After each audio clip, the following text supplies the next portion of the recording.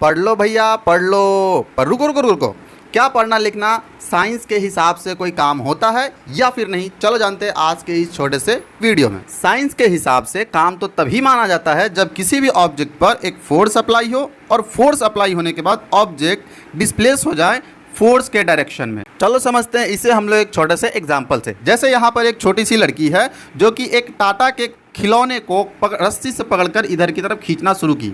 जैसे ही खींचना शुरू की तो ये हॉरिजॉन्टल से थीटा डिग्री एंगल पे रस्सी ऊपर की तरफ पकड़ी है और फोर्स लगा के इसे उधर की तरफ खींचना स्टार्ट कर दी है। साइंस ये कहता है कि अभी ये फोर्स अप्लाई कर रही है और फोर्स अप्लाई करने की वजह से इसमें डिस्प्लेसमेंट आ रहा है, इसलिए इसने एक काम किया है। वो काम कितना किया है? तो फोर्स और डिस्प्लेसमेंट का डॉट प्रोडक्ट निकाल लो, तब उसका वैल्यू भी तुम्हें निकल कर आ जाएगा। डॉट प्रोडक्ट का सीधा मतलब ये होता है कि डॉट प्रोडक्ट अगर मैं हटाता हूँ तो फोर्स का मैग्नीट्यूड, डिस्प्लेसमेंट का मैग्नीट्यूड, और इस डॉट प्रोडक्ट के बदले कॉस थीटा तुम रख सकते हो, जिसमें थीटा क्या होता है? थीटा होता है इस फोर्स और डिस्प्लेसमेंट के बीच का एंगल। ध्यान रहे कि वर्क डन होने के लिए 3 चीज़ें होना बहुत ज़रूरी है।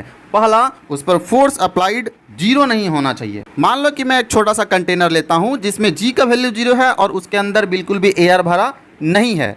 वैसे केस में जिस वेलोसिटी से ऑब्जेक्ट को छोड़ोगे उसी वेलोसिटी से थोड़ी दूर जाने के बाद भी वो चलता रहेगा, यानी कि फोर्स 0 तो इसमें वर्क डन भी 0 ही माना जाएगा। दूसरा, उसका डिस्प्लेसमेंट जो है वो 0 नहीं होना चाहिए। यहाँ पर ये फोर्स लड़की अप्लाई तो कर रही है इस दीवार को धकेलने के लिए, लेकिन डिस्प्लेसमेंट इस दीवार में बिल्कुल भी नहीं आ रहा है, इसीलिए डिस्प्लेसमेंट 0 तो वर्क डन भी नहीं माना जाएगा। और तीसरा, डिस्प्लेसमेंट के डायरेक्शन में एक फोर्स का कंपोनेंट जरूर होना चाहिए। जैसे मान लो यहाँ पे बीच में अर्थ है, इसके चारों तरफ मून घूम रहा है।